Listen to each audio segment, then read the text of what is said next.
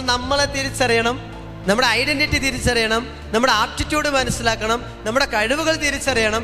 എന്നിട്ട് നമ്മൾ ഡിസിഷൻ എടുക്കണം. ഡിഫറെൻ്റായി ചിന്തിക്കാൻ പറ്റണം. വ്യത്യസ്തമായ ലോകത്തെ കാണാൻ കഴിയണം. വ്യത്യസ്തമായ കാഴ്ചപ്പാടുകൾ ഡെവലപ്പ് ചെയ്യാൻ പറ്റണം. പക്ഷെ അത് സമൂഹത്തിന് അനുയോജ്യമായിരിക്കണം. അതുകൊണ്ട് എനിക്ക് നിങ്ങളോട് പറഞ്ഞത്, കാഴ്ചക്കാരാവാൻ മെനക്കെടരുത്, മത്സരിക്കണം. മത്സരിച്ചാലേ ജയവും തോൽവിയൊക്കെ ഉള്ളൂ. അതിന് മനസ്സ് തയ്യാറായി വരണം.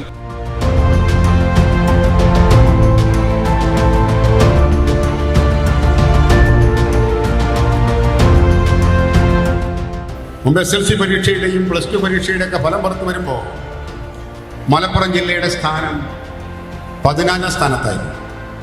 എന്നാൽ ഇപ്പോൾ മറ്റു ജില്ലകളെ പിറകിലാക്കി മലപ്പുറം ജില്ല ഏറെ മുന്നിട്ട് നിൽക്കുന്ന അഭിമാനകരമായ കാഴ്ചയാണ് നമുക്ക് കാണാൻ വേണ്ടി കഴിയുന്നത്.